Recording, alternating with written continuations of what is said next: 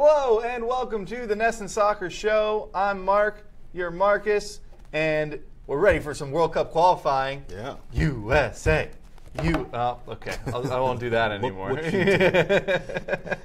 First international break of the season. Yeah. You can get a little excited. Yeah, a little excited. We'll let that one slide. But yeah, so World Cup qualifying going on all over the world. Yeah. Italy and Spain play each other, but we're focused on the CONCACAF and Right. USA. Just sort of reset where USA stands. There are 4 matches left until the World Cup. So 12 points available. Yeah, 12 points available. Right now we got Mexico in first with 14 points, Costa Rica in second with 11, USA in third with 8, Panama in fourth with 7, Honduras in fifth with 5, Trinidad and Tobago in sixth with 3. So if you look at those standings, USA can't officially qualify for the World Cup with these 2 matches. Not now, no. But we can basically make it a done deal. If we were to get 2 victories, that we would pretty much be qualified. Yeah, 2 wins put 1 foot in Russia. Right. For USA. So, but yeah, so we've got the matches on Friday and Tuesday, and then they do it again in October, the last 2. Mm-hmm. But earlier this week, head coach Bruce Arena announced the USA roster. Yeah. 26 names. You can only bring 23 to the matches or dress them or whatever. So there's a few things to take away from the rosters, but I think the biggest news that has been talked about throughout the week is Fabien Johnson came out and said that he will be playing in the midfield and not as a fullback. Fabien Johnson is a midfielder. It's his better position. But, there's a lot of people out there saying that maybe it would be better for USA if he helped out the defense with John Brooks and DeAndre Yedlin hurt right now. Any initial thoughts when you first saw this? You first saw that he came out and said it. Maybe is there anything to say that he came out and said it? It wasn't Bruce Arena or anything like that? Well, I was surprised that he came out and said something like that because normally you don't want players talking about where they're going to play. Yeah. So they often talk about where they would like to play, but we're giving away. He's like, I am here. in the midfield. Yeah. So I don't know. Maybe that could be a little bit of a misdirection play. That'd be cool. We're not sure, but we have to take it at this point at face value. Fabien Johnson is going to play as a left-sided midfielder, which is his best position. Now, he's played for the United States right back, right midfield, left midfield, and it's always sort of mirrored his progression at club level. So when he's playing for his club, he was a fullback, and then they shifted him to midfield. He scored a lot of goals last season, the season before, and then he started playing there for USA. So we have to think that is his best position. Yeah. Would he be better at fullback than maybe somebody else that's playing for the United States this week? We'll never know, assuming that he's actually going to be playing left midfield as he says he is. But definite surprise that he came out and said that 2 days before the game. You don't. Yeah, players don't usually say that. It was just weird. I remember seeing the headline like, why is that? Right. Why is this happening? Yeah. Right now? Tim Howard could say he's playing goalkeeper. Okay. But we're giving away starting lineup things here, and surprising, definite surprise. But so then we can sort of break down the USA midfield more or less, where pretty sure we're gonna have Pulisic, Bradley in the center. The center with Nagbe and Johnson on the wings, and correct me if I'm wrong, and I might be, but I'm pretty sure Nagbe played left wing. He plays left and he's played on the left and on the right. I think he's versatile enough to do his thing on either side. Well, I like that midfield a lot. I Me think too. It's really good midfield. Yeah. But we said earlier, it sort of just has questions about the defense. But who knows what could happen? I mean, there could be a lineup for one match, and then for the Costa Rica match, and when they head to Honduras, it could be completely different. Yeah, and you have to expect that's going to happen. That's what Bruce Arena's done in the past. The centerpiece of his teams, they've gone. This Costa Rica game is like a touchstone because when he Jurgen Klinsmann's last stand was against Costa Rica. They lost 4-0. USA is now undefeated in 14 games under Bruce Arena. Pretty good. In qualifying, 2 wins, 2 draws. They won the Gold Cup. But what we've seen is that the foundation of this midfield is Pulisic up high, Bradley low. Yeah. Get 2 guys who can do a lot of work on the wing. It's been shifted and changed. But, my initial thought about this roster is that absent the back line with John Brooks and DeAndre Yedlin, this is as good as it gets right now. This is USA's strongest roster. All their top players, save for Brooks and Yedlin, everybody that you would expect to see out there is out there, and they're fit and they're in form. And, I'm expecting them to beat Costa Rica. I'm expecting a victory as well. I don't want to move on to the game just yet, though. But you kind of just said it, is these 2 matches, and then I'm sure in October we'll see pretty similar rosters. Yeah. And it will be a lot of what we should expect with the World Cup. Even when we mentioned that John Brooks is injured, because in our last episode we talked about how that injury could affect his World Cup. Yeah.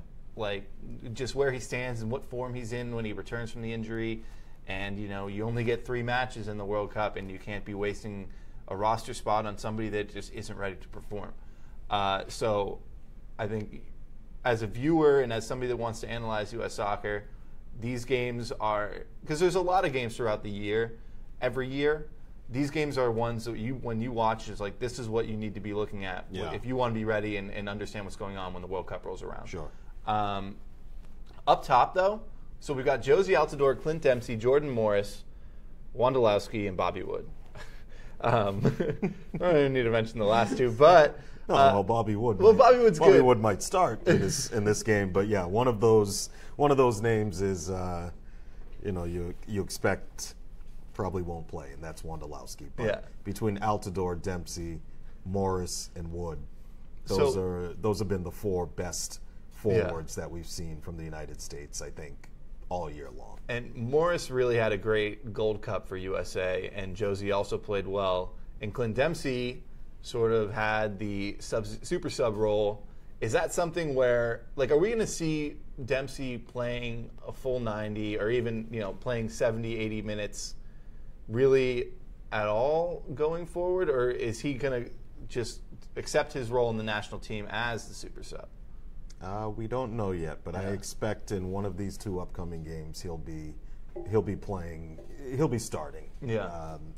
I think he's maybe too old to start 2 games back to back and perform effectively, especially with travel to Central America. Yeah. And that's why when you asked earlier whether we'll see lineup changes, you almost have to expect it, because they're going to go from the New Jersey area to San Pedro de Sula, Honduras, which it's a couple thousand. Yeah, it's a long flight, and I wouldn't expect a player like 34-year-old Clint Dempsey to go 90 in both games. But he's still important. I still expect him to see action in every single game. But automatic starter, no.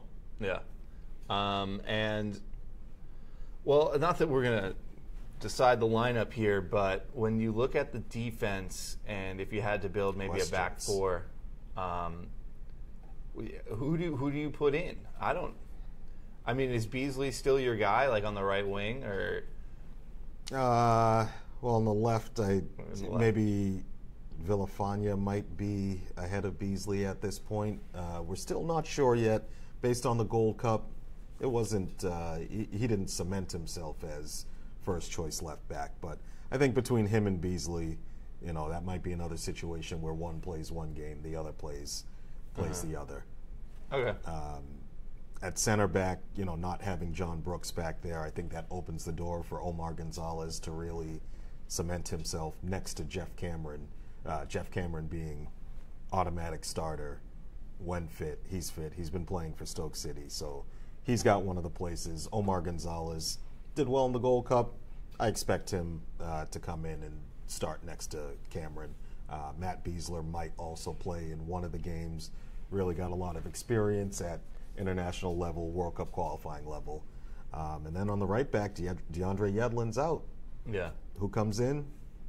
We're not Fabien sure Johnson. yet. Not Fabien Johnson, where he was at in the last World Cup. Maybe Eric Lehigh, maybe Graham Susi. Yeah. Maybe not the U.S.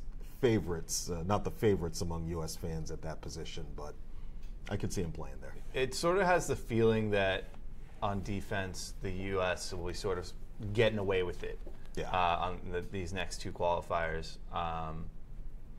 But I think with the midfield being as strong as it looks, hopefully they won't be under too much pressure.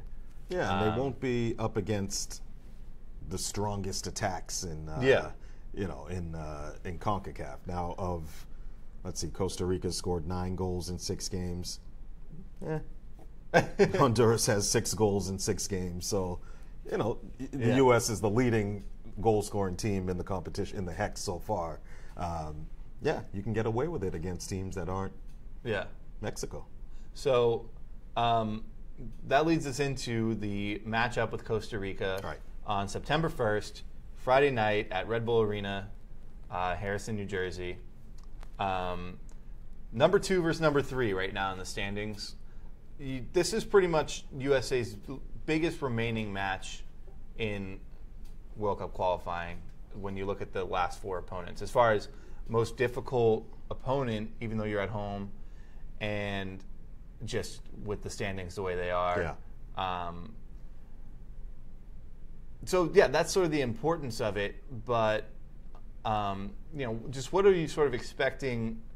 Like what sort of lineup, maybe formation, do you think is going to be coming out of this? And I'm expecting USA to win. They haven't played a qualifier in New York or New Jersey in many, many years, and that's the kind of city where you have to go and perform.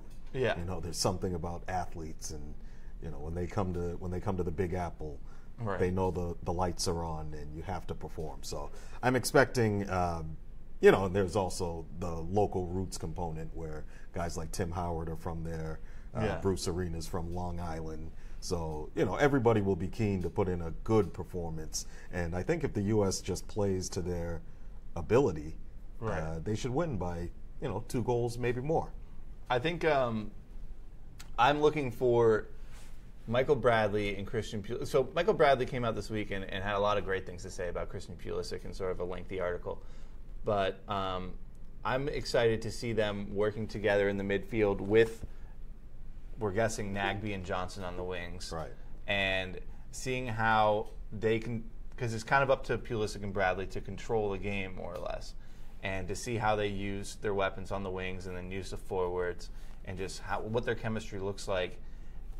Because if they can perform well here, that's kind of like a step towards being ready to take on a very big opponent, because it's not just, we've got this great player, Christian Pulisic, who's a great young talent. The whole team has to be working together and in form together. So that's kind of what I'll be focusing on, is the midfield, and specifically Bradley and Pulisic. And it's also a chance to make a statement. Costa Rica won 4-0 at their home game. So these guys, a lot of these guys were on the field that day. They're going to be fired up to really show the progress that they've made under Bruce Arena. And then lastly, with the Costa Rica game, I'm just going to be curious to see how much Clint Dempsey, really over the course of the 2 matches, be curious to see how much Clint Dempsey sees the field, and sort of also who's out there with Dempsey when he's playing, and if it's like Altidore and Dempsey are never on the field at the same time, or maybe we make sure that they're on the field at the same time, or maybe he's matched up with Morris, whatever. I get the sense that it would be hard to get Dempsey, Altidore, Bobby Wood, and Pulisic on the field at the same time. I think those 4, it's almost like the rise of Christian Pulisic is pushing Clint Dempsey further and further toward the sidelines. And now he's the kind of player that's not going to just take that sitting down. And, it's something to watch for over the next 10 months between now and the Russia World Cup. Is how does Clint Dempsey handle that change in role?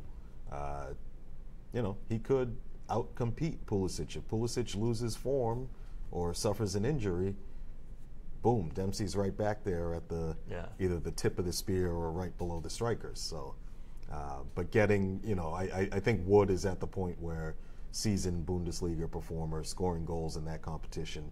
Josie Altidore is Josie Altidore. He's the number, I think, 3 leading scorer all time for the United States. Yeah. So when fit, he's almost entrenched in that position. Christian Pulisic is the great hope of the world. Pulisic is there, so it's going to be tough on Dempsey, but it's something that I don't think will be determined Friday or won't be determined Tuesday. But how does it play out over the next fall, winter, spring? Right. So I think we both kind of said that we expect USA to win, sort of a bit of a revenge game. Yeah. And Big Apple, all that. But when they travel to Honduras, that is going to be a pretty difficult match to just go, like the whole travel to Central America, win on the road in CONCACAF qualifying. Street parties outside your hotel. Right. Fireworks going off all night. The goal from U.S. soccer is sort of 4 points, get the win at home and the tie on the road. But I think it's a real chance to just really just go down and get a win. Sure. And when, get the 3 points. It's hard. It's difficult. Lineups change. Certain players are tired. You got some older players, but maybe it's the moment where Pulisic steps up and just sort of takes over a match for USA, or maybe it's Nagby, or whoever. But I think to go out and get 6 points from the 2 matches just kind of makes the rest of the qualifying and sort of it makes more of a party than a very stressful experience. Yeah, if they get 6 points here out of these 2 games, you can start booking your tickets to Russia. Yeah. Going to Honduras is always tough because it's the typical CONCACAF road trip. It's almost the prototypical CONCACAF road trip. Maybe you're getting held up at the airport. Maybe the field is bumpy. Maybe there's no hot water in the showers. It's just, these things happen in CONCACAF traveling, which makes going somewhere, getting 3 points tough. I see the game's going to be at 5:30 p.m. in Central America. It'll probably be pretty hot down there. Yeah. It's not an 8:30 p.m. start. So a lot can work against the U.S. team, but I think there's enough experience on this team to go to Honduras and get a result. Right. Definitely, they should be able to get a draw out of that. They can get a win. Now, they beat Honduras 6-0 in March, and that was in Utah.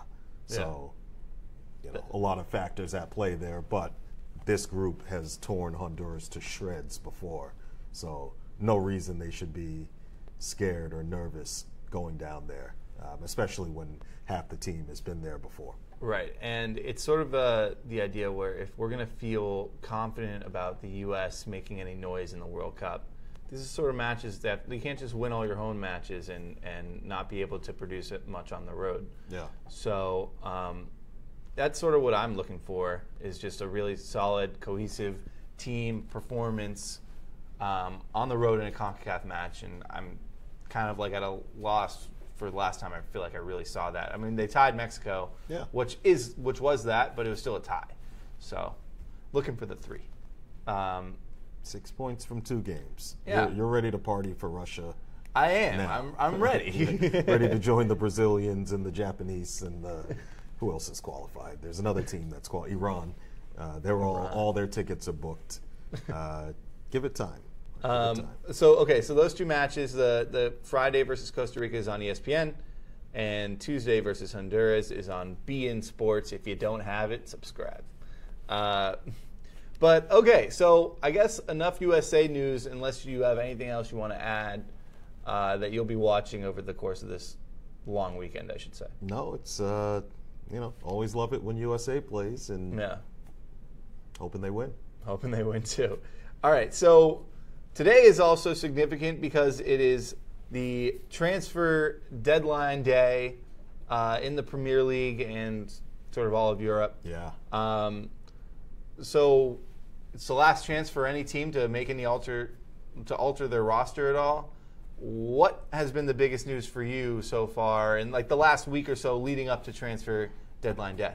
The biggest news so far has been, I guess, involving two teams that met Sunday, Arsenal and Liverpool. Liverpool picked Arsenal apart, beat them 4-0. Arsenal has been in meltdown ever since.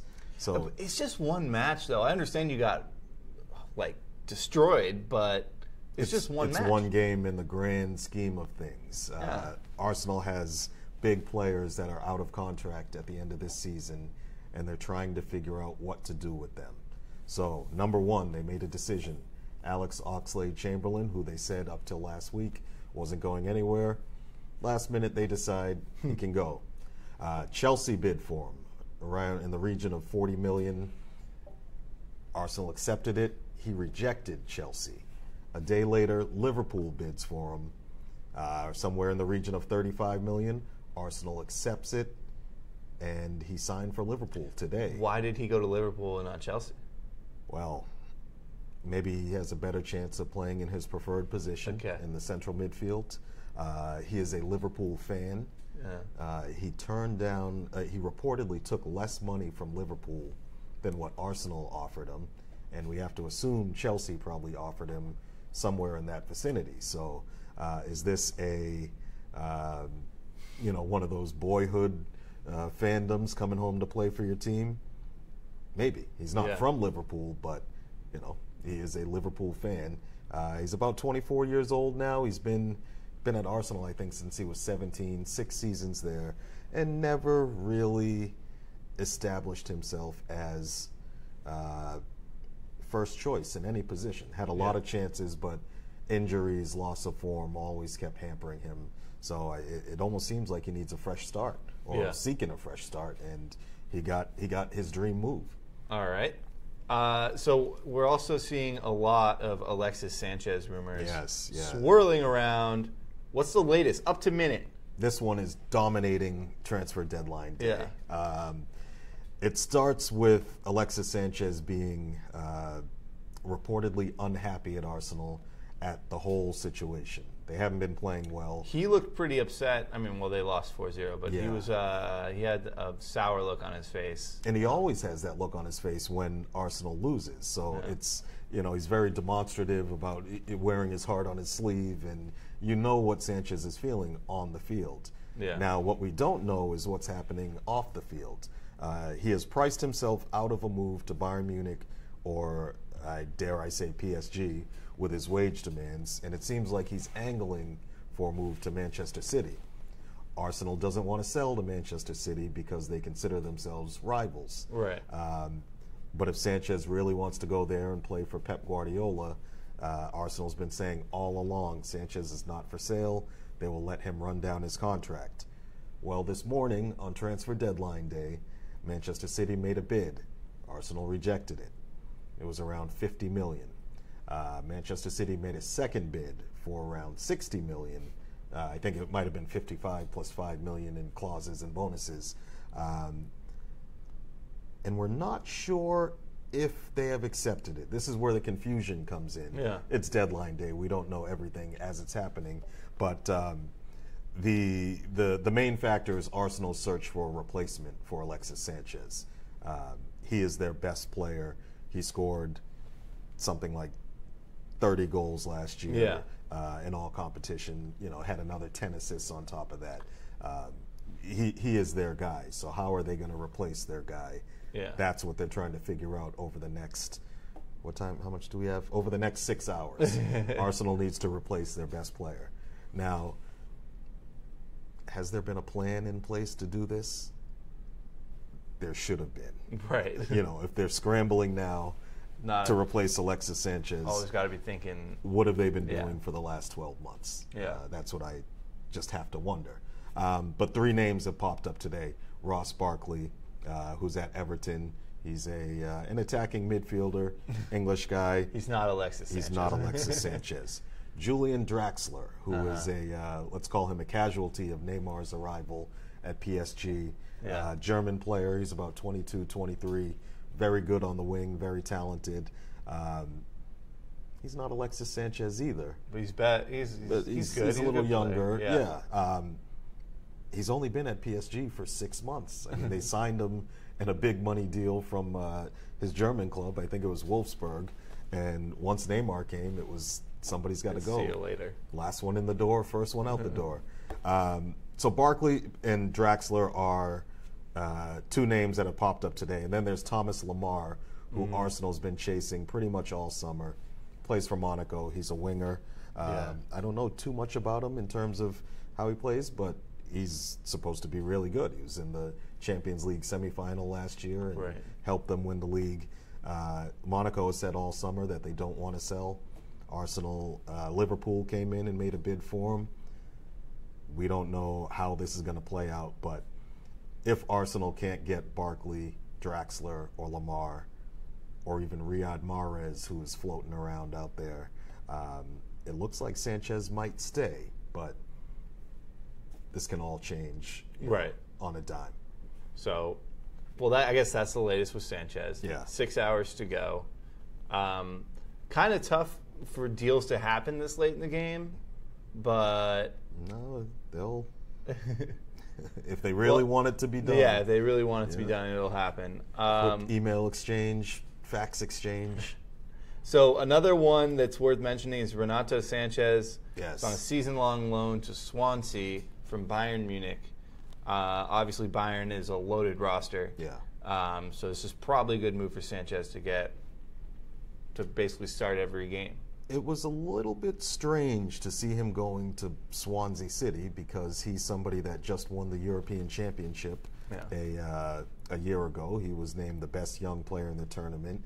He was the young player everybody in Europe wanted before he went to Bayern Munich. Bayern Munich acted quickly, brought him in, signed him for about $35 million last season, and he played some games but was never really a key player for Bayern Munich. And I think this season he kind of saw the writing on the wall where it might be another season like that. He goes to Swansea City, where the former assistant coach of Carlo Ancelotti, who's now his coach at Bayern, is now the head coach at Swansea. Oh, okay. So there's that's the connection. So that's why it happened. Yeah, this is a guy who coached him for about 6 months last year. Yeah. His first 6 months were probably better than his last. So, the personal connection maybe said, hey, I can offer you games here at Swansea. For Swansea City, if he comes in and performs, this is the kind of signing that they would never be able to make even up to a few years ago. But with this new TV money that's coming to the Premier League, small teams, no offense to Swansea, but they're not one of the league's big boys, can go out and get big players. Yeah. Now they can't stack themselves with big players, No. but they can put, and they can get enough talent around them. Well, it's such a big deal for them because they're fighting relegation, kind of depending on. Last year they were, and the season before, and so signing a guy like this is just a huge lift to be able to know that you've got a really talented player that you're going to be playing, and is going to be helping you avoid relegation. Yeah, and it's like that's the game, because the money drop off from relegation or from Premier League to the Championship is just significant. Yeah. So, and then you can't sign anybody like this, at all. Yeah. So my first reaction was that, wow, this is desperate from him, and then I was like, you know what, this is a really good statement from Swansea by saying we are a Premier League team and we're going to make Premier League transfers. Yeah, it seems great to me. Yeah. Good for them. All right, and a last transfer rumor swirling around Tottenham. Tottenham, they brought it down. They've gone down to the wire, but after waiting all summer to bring in anybody, they hadn't spent any money up until about a week ago. They signed a couple defenders a few days ago, and then just today, Serge Aurier, who's a right back from the Ivory Coast. They signed him from PSG. Manchester United wanted him. Chelsea probably wanted him. All the big clubs in England have looked at him and wanted him. Had a bit of a bad boy reputation in PSG, a couple social media gaffes, bad-mouthing his coach and things like that. Love social media gaffes. Yeah. But he is signed for Tottenham as a replacement for Kyle Walker, who they sold to Manchester City for $50 million. He might be better than Kyle Walker. Maybe. Time will tell. And Fernando Llorente, who's a Spanish striker. Tottenham, I think it's not official yet, but he's going through his physical exam now, and that could be, somebody to come in and compete with Harry Kane or back him up or give him a rest. It'd be a good signing for him. And, he scored 15 Premier League goals for Swansea last season. Swansea will replace Fernando Llorente with Boni. Yeah. Wilfred Boni, who they sold to Manchester City a couple seasons ago. He never really made it there. So he's going to go back to Swansea, Llorente to Tottenham, and that's how the dominoes are falling so far, but there will be others. Okay, so just quickly, if you sort of had to pick out a Premier League team that sort of the biggest winner of not just today or the last week, but sort of the last month leading up into the season, and have positioned themselves or repositioned themselves best through transfers up to this moment. Can you answer that question? Truthfully, no, we don't know yet. But Manchester City has done well. I thought strengthening their defense. They didn't need much, but if they go in and weaken their rivals as they've done with Tottenham and maybe with Arsenal, I'd have to say them. Okay. Well, I guess that. Well, do you have any final word? I do. Yes. Syria. Yeah. Syria is in the midst of a civil war, one of the most horrifying situations on earth. Their soccer team is one win away from qualifying for a playoff spot to qualify for the World Cup. So this is a team with the domestic league has been either shut down or operating as a shell of its former self. Yeah. The national team hasn't been assembling and training as they would, as other national teams would in peacetime regions, but this could be one of the biggest and most uplifting stories looking toward the World Cup. Do you know who they would play, like what federation they would play? I don't off the top of my head, no. Well, we'll have to keep, we'll keep an eye on that. That's something to watch out for from now going forward. Okay, well, thanks for joining us this week, and go USA, qualifiers, keep your eye on the transfer news, and we'll be back next week. If you're following us live or on SoundCloud or whatever, there's several ways you can follow us. NESN.com/podcast, iTunes/NESN.com, YouTube.com/NESN, and SoundCloud.com/NESN. So thanks for keeping up with us, and we'll see you next week.